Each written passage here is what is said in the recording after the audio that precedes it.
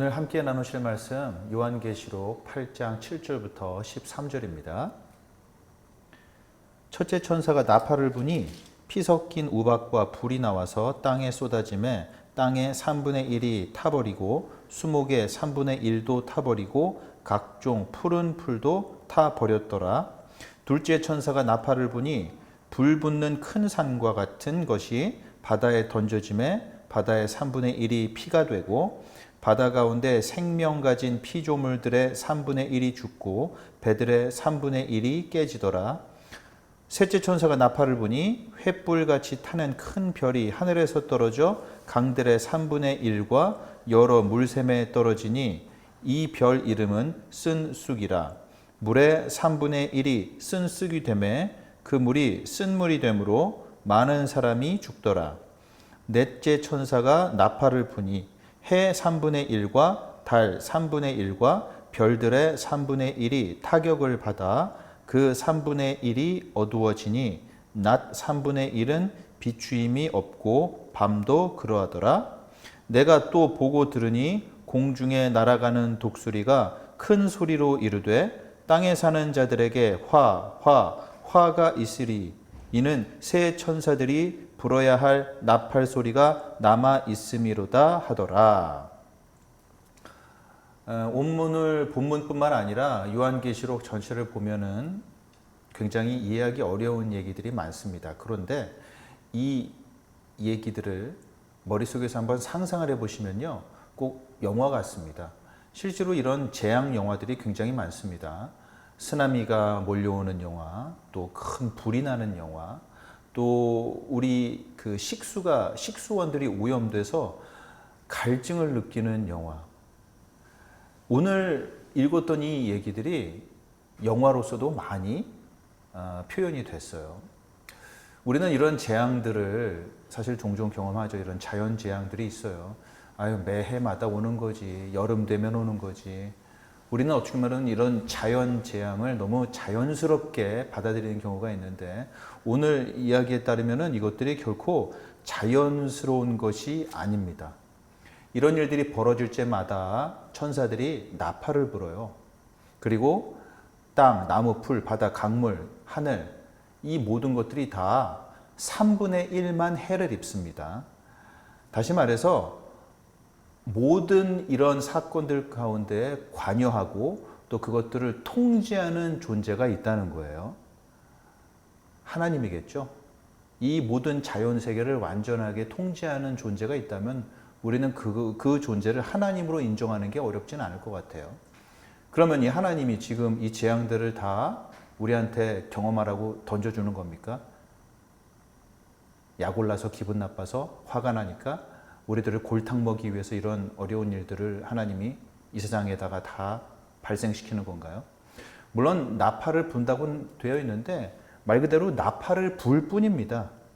하나님이 기분 나빠서 이런 일들이 벌어졌다라는 기록이 없어요. 자연은 왜 이렇게 미쳐 날뛰고 있는 걸까요? 창세기를 가보시면요, 우리 하나님이 어떻게 이 세상을 만드셨나 잘 나와 있죠. 1장 2절에 이렇게 돼 있어요. 땅이 혼돈했습니다. 그 다음에 공허했어요. 그리고 창세기 때 이 세상에 흑암이 덮여 있었습니다.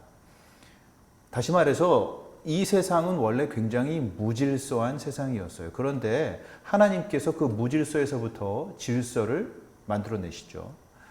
모든 것에 혼돈이었던 이 세상을 하나님께서 아름답게 조화롭게 만드셨습니다.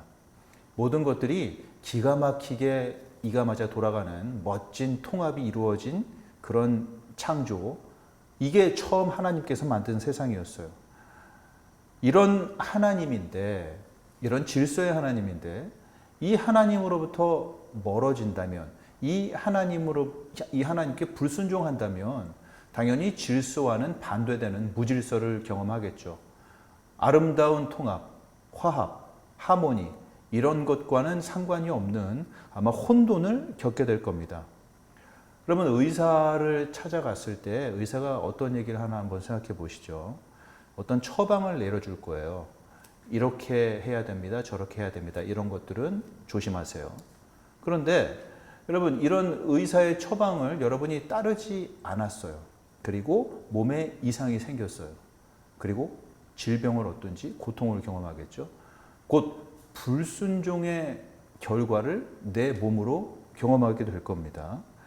여러분, 하나님께서 우상 숭배를 금지하십니다. 그리고 온 마음으로, 온 정성으로, 온 힘을 다해서 항상 나를 사랑해라, 나를 중심으로 이 세상을 조화롭게 살아가라. 여러분, 이런 것들이 바로 창조 그 자체였잖아요. 그렇지만 하나님에게 불순종할 때 대혼란의 결과를 우리가 바로 이 땅 가운데 초래하게 됩니다.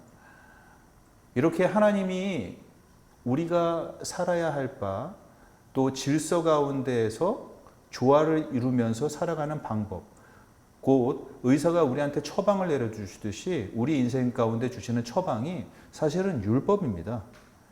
하나님께서 주권의 그 영역을 우리한테 정해주셨는데 여기에서부터 벗어나는 것, 또 그래서 나 자신을 망치는 것, 이 세상을 혼돈스럽게 하는 것, 이 모든 것의 이유는 결국 하나님 그 조화로운 분으로부터 내가 불순종하여 멀어져 내 스스로를 혼란 속으로, 무질서 속으로 이끌어 나가는 거죠.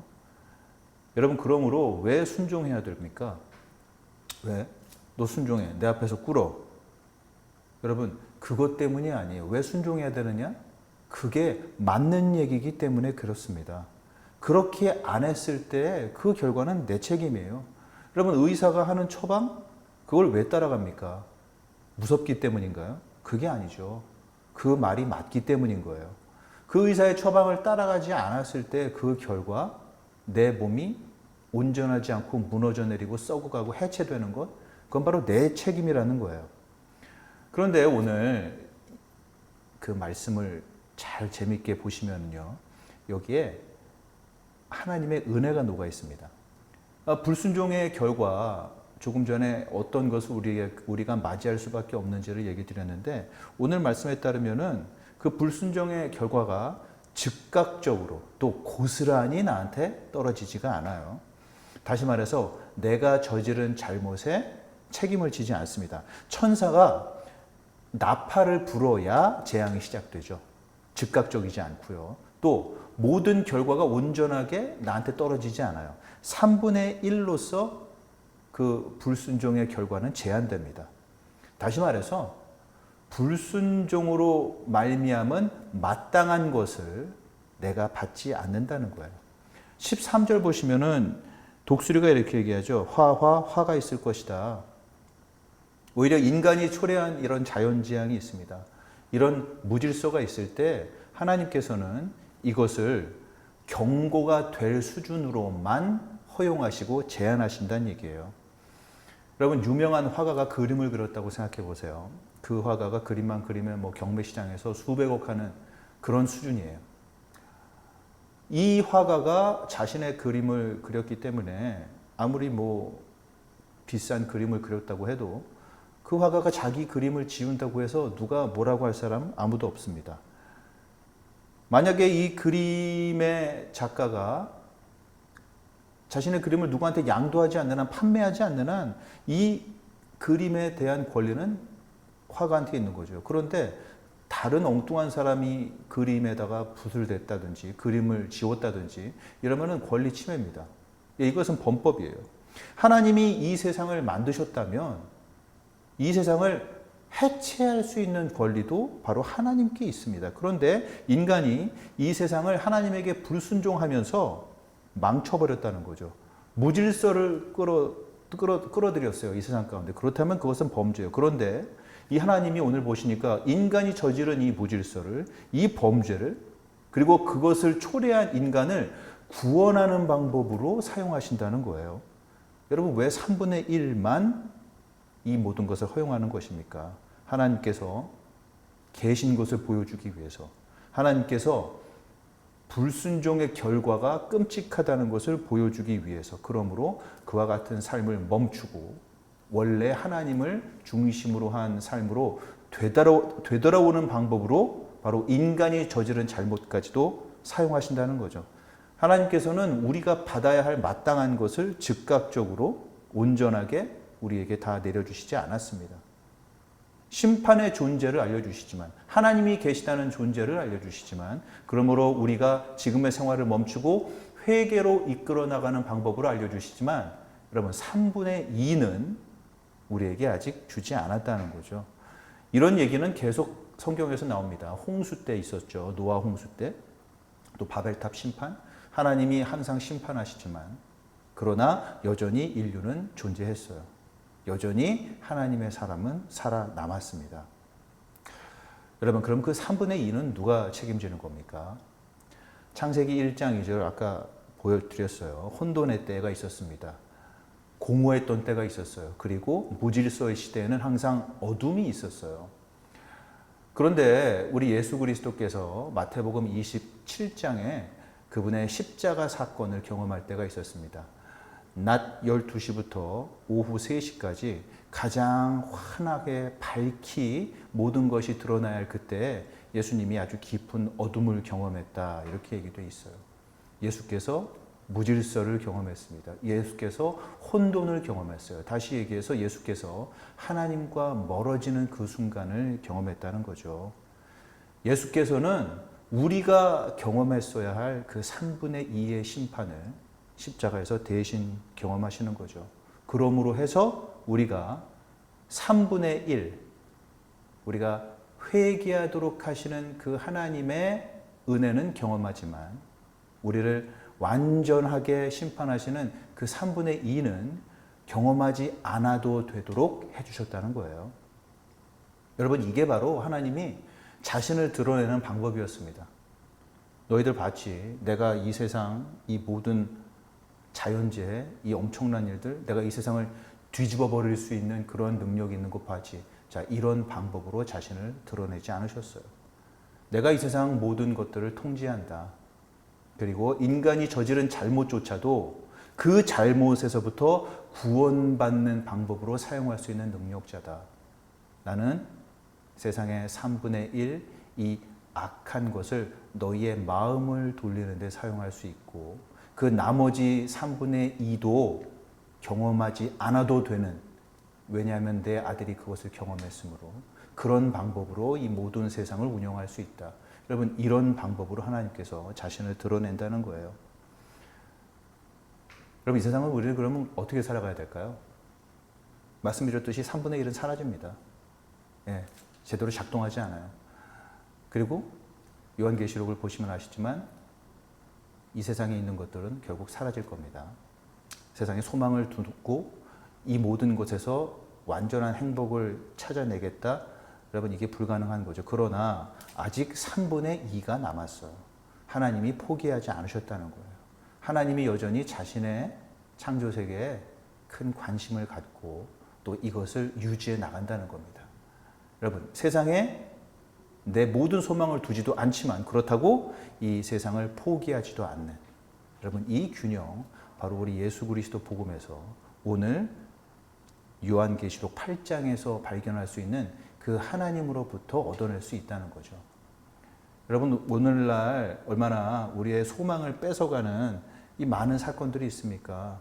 예, 여러분, 이게 세상이에요. 그러나 여러분, 우리가 어쩌면 여전히 그런 세상 가운데서도 우리의 가족이 있고 우리의 친구가 있고 또 이곳에 우리의 일이 있고 우리의 터전이 있지 않습니까?